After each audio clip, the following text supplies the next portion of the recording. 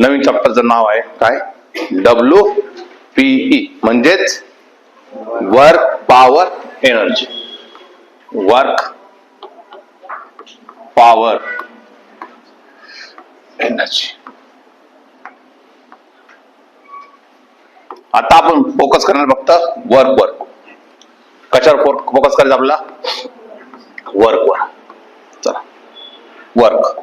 Work काय असतं? Force लावला तर काय झालं पाहिजे? डिस्प्लेसमेंट झालं पाहिजे. म्हणजे डिस्प्लेसमेंट कसं होतं याच्यावर मॅटर करेल, पण डिस्प्लेसमेंट झाला पाहिजे. त्याला काय म्हणतात? फोर्स इंटू डिस्प्लेसमेंट जर केलं तर मला काय म्हणतात? वर्क. मग मी म्हटलं फोर्सचं युनिट काय आहे? न्यूटन आहे. आणि डिस्प्लेसमेंटचं युनिट काय? मीटर आहे. डिस्प्लेसमेंटचं युनिट काय? मीटर आहे. न्यूटन मीटर म्हटलं तर काय असतं? जूल. म्हणजे वर्कचं युनिट काय झालं? जूल. वर्कचं युनिट काय झालं तुमच्यासाठी? जूल. वर्कचं युनिट किती झालं माझं? जूल. काय डाऊट आहे? वर्कचं युनिट काय? जूल. पण हा मस्ट आहे, फोर्स लावला तर काय झालं पाहिजे? डिस्प्लेसमेंट लावला. जसं की या भिंतीवर किती फोर्स लावला, डिस्प्लेसमेंट झालं का? वर्क किती झालं? फोर्स लावला तर 100% काय झालं पाहिजे? डिस्प्लेसमेंट झालं पाहिजे. तरच त्याला आपण काय म्हणू शकतो? Work done. आता मी घेतलं पुस्तक, वाचत डिस्प्लेसमेंट करतोय, पण इथे मी कुठे फोर्स लावला नाही. म्हणजे इथं असं गोष्ट आहे, फोर्स लावा मग डिस्प्लेसमेंट करा. फक्त डिस्प्लेसमेंट करून चालणार नाही. रीडिंग करतायत, नॉट ए वर्क. कळालं? मग वर्क साठी आपण फिजिक्स मध्ये वर्क साठी काय म्हणतो आपण? फोर्स लावला तर काय झालं पाहिजे? आपलं डिस्प्लेसमेंट झालं पाहिजे. बघ, मी विचारतो तुम्हाला, वर्क कोणती क्वांटिटी आहे रे? स्केलर का वेक्टर आहे? वर्क डन कोणती क्वांटिटी आहे? स्केलर आहे. फोर्स कोणती क्वांटिटी आहे? डिस्प्लेसमेंट कोणती क्वांटिटी आहे? म्हणजे काय कळालं तुम्हाला? W इज इक्वल टू काय? F चा वेक्टर डॉट S चा पण वेक्टर. म्हणजे यांच्यामध्ये कोणता प्रोडक्ट सापडला आपल्याला? आता डॉट प्रोडक्ट सापडतोय. जर डॉट प्रोडक्ट जर सापडत असेल तर आपण काय म्हणू शकतो? FS cos theta. शब्बास, पहिल्यांदा मला अभिमान वाटला की मी शिकवलं फायदा झाला काहीतरी. हा, वर्क डन काय? फोर्स इंटू डिस्प्लेसमेंट इंटू काय असतं? FS cos theta म्हणतो. क्लिअर इथपर्यंत? ओके. बघा, मी काय म्हटलं, हा थीटा कोणामधला अँगल आहे? थीटा कोणामधला आहे? अँगल बिटवीन कोणामधला अँगल असला पाहिजे? F and S. फोर्स आणि डिस्प्लेसमेंट मध्ये अँगल असला पाहिजे, त्याला आपण थीटा म्हणतो. ठीक आहे? हा, या पुढे मी काय म्हटलं? कॉस झिरो म्हटलं तर फोर्स आणि अँड S कसे असतील रे? पॅरलल. बरोबर. थीटाची व्हॅल्यू किती झाली? 0. पॅरलल झाले ना? तर कॉस झिरोची व्हॅल्यू किती असते? 1. कॉस झिरोची काय असते? 1. मी म्हटलं कॉस किती? 90. कॉस म्हटलं मी 90.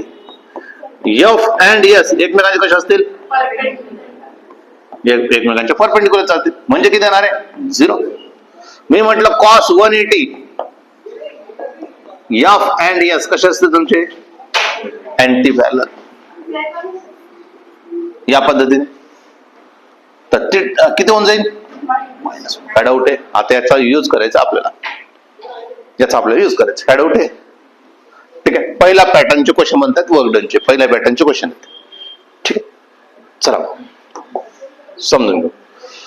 मी काय म्हटलं, हा, हे 180 साठी ना आपण कोणतं एक्झाम्पल लक्षात देतो? फ्रिक्शन मध्ये माहिती आहे ना, पुढे ढकलला, पुढे मोशन करतोय, फोर्स कुठे लागतोय? बॅक साईडला. म्हणजे फोर्स आणि फ्रिक्शन एकमेकांचे, डिस्प्लेसमेंट आणि फ्रिक्शन एकमेकांचे कसे? अपोजिट. फ्रिक्शन एक्झाम्पल आहे. असं होतं, तुम्ही जर सायकल चालवत असाल तर सायकलचं चाक पुढे जातं असं वाटतं, पॅन्डल तर आपण पुढे मारतो, पण चाक पुढे सरकतं, मागं सरकतं. डिस्प्लेसमेंट पुढे चाललाय, बॅक साईडला. ठीक आहे?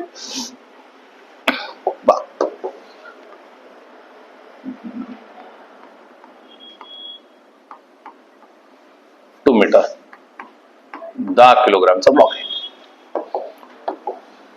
याला काय केलं? 5 न्यूटनने ओढलं. किती न्यूटन ओढलं? 5 न्यूटनने असं ओढलं.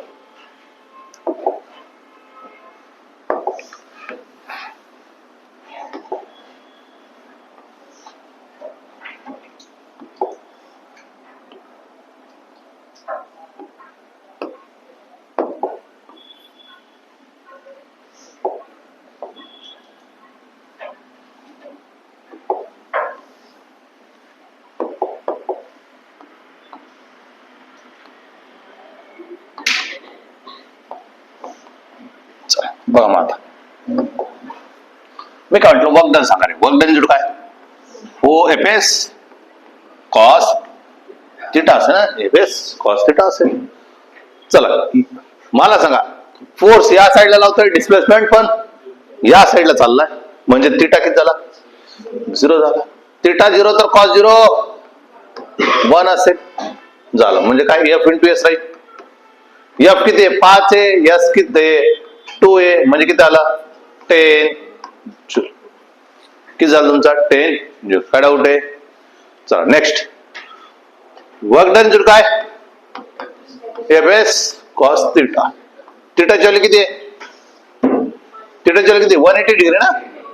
फोर्स त्या साईडला लागलेला आहे डिस्प्लेसमेंट या साईडला होतंय म्हणजे 180 डिग्री. कॉस 180 किती आहे कॉस 180 आहे तुमचं -1 म्हणजे किती minus F S minus F ची व्हॅल्यू किती आहे 5 आहे. एस ची व्हॅल्यू किती आहे 2 आहे -10 जूल. काय डाऊट आहे या इथं परत वर्क डन जूल काय एफ एस कॉस थिटा.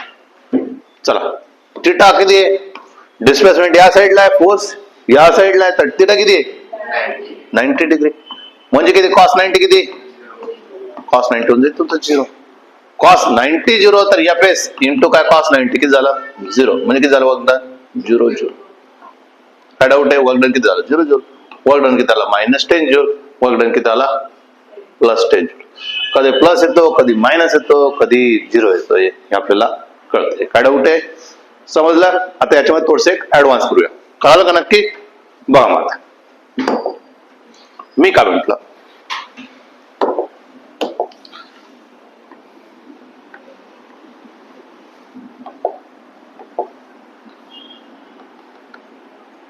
मी म्हटले तर 37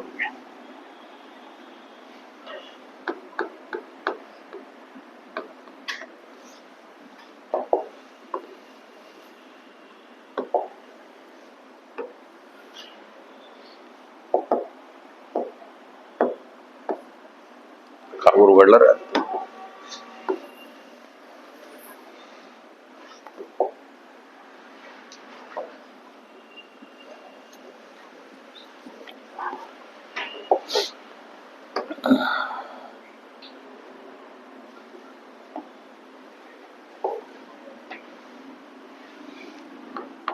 दा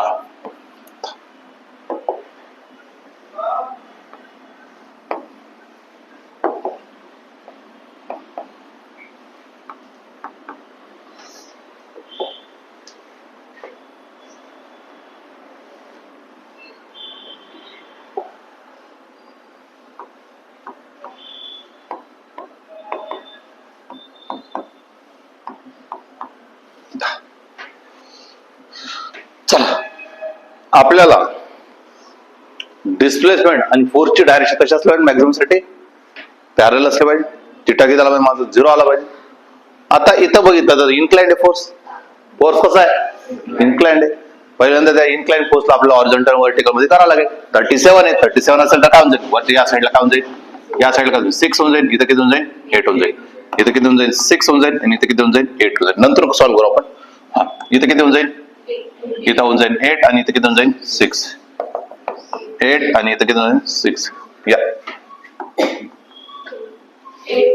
इथं किती होऊन जाईल 8 आणि इथं किती होऊन जाईल 6 इथं किती होऊन जाईल 6 आणि इथं किती होऊन जाईल 8. काय डाऊट आहे समजलं बा. आपल्याजवळ एकच फॉर्म्युला आहे वर्क डन इंटू काय एफ एस कॉस थिटा आहे. वर्क डन इंटू काय F S cos theta F S cos theta. फटाफट कॉपी पेस्ट मारून देतो.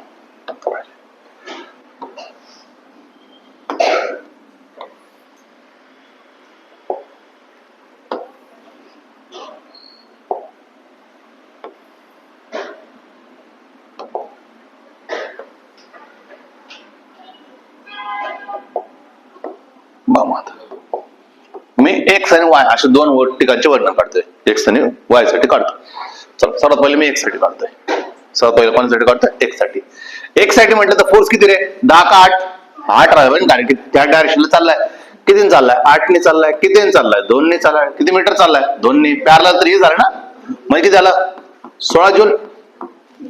अरे कॉस 0 ना, कळालं का नाही? कॉस 0 झाला.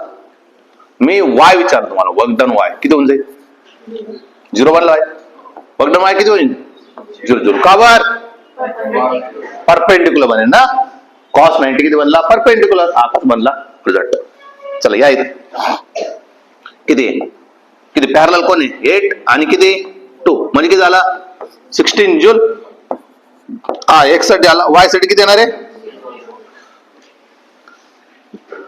किती? 6 इंटू किती 2 म्हणजे किती? 12 joule.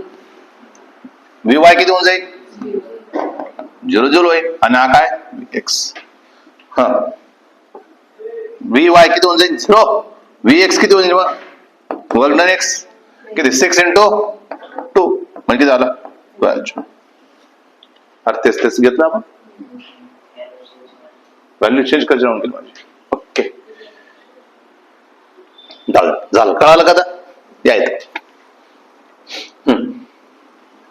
Work done along the x बघा पटकन किती? 6 आहे. डिस्प्लेसमेंट किती? 2 आहे. म्हणजे किती झाला? 12 जूल. आता अँगल कुठं दिला मॅटर नाही करतो मला कोणता मॅटर करतो? त्याचा कॉम्पोनंट पॅरलल पाहिजे मला. आता अँगल इथं दिलाय, अँगल एक्स सोबत दिलाय, अँगल वाय सोबत दिला. मी त्याच्या कॉम्पोनंट मध्ये रिझॉल्व्ह करून मी त्याला कोणता कॉम्पोनंट त्यासोबत काय राहील? पॅरलल राहील. त्याचा पॉझिटिव्ह भेटेल, जो अँटी पॅरलल येईल तो निगेटिव्ह येईल, आणि परपेंडिक्युलर तर 0 देतो. जसं की इथं वी वाय डब्ल्यू वाय सांगितलं तुम्हाला, किती होऊन जाईल? 0. हा इथं विचारतो तुम्हाला पटकन, डब्ल्यू एक्स किती होणार आहे? 8 आहे. आणि डिस्प्लेसमेंट किती आहे? 2 आहे. म्हणजे किती झालं? 16 joule. Work done along the Y. आता फसवण्यासाठी क्वेश्चन बनवतो एक बघ. आता याचं उत्तर आपल्याला हर्ष द्यायला देणार आहे. 10 किलोग्रामचा आहे.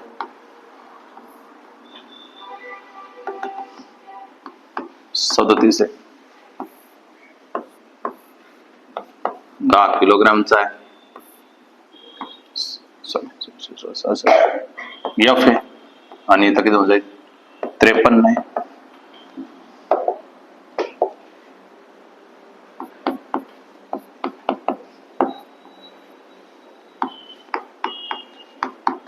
अर्षदा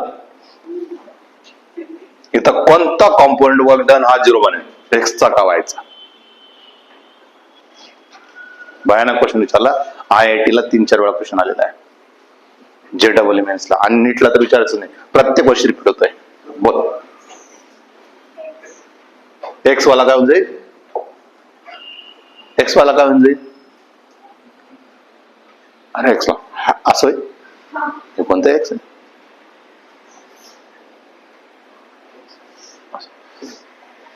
कोणता 0 होईल? एक्स वाला 0 होईल. कारण एक्स वाला मध्ये काय होणार? 0. आणि वी वाय मध्ये मी विचारला, हा 37 आहे. 37 म्हटलं तरी काय होऊन जाईल? 8. आणि किती होऊन जाईल? 6. म्हणजे किती होऊन जाईल? 6 इंटू 2 म्हणजे किती होऊन जाईल? 12 जूल. इथं सेम गोष्ट आहे. वी एक्स किती होऊन जाईल? 0. तर वी वाय किती होऊन जाईल तुमचा? 8 इंटू 2 म्हणजे किती होऊन जाईल? 16. ठीक आहे, बंद करू.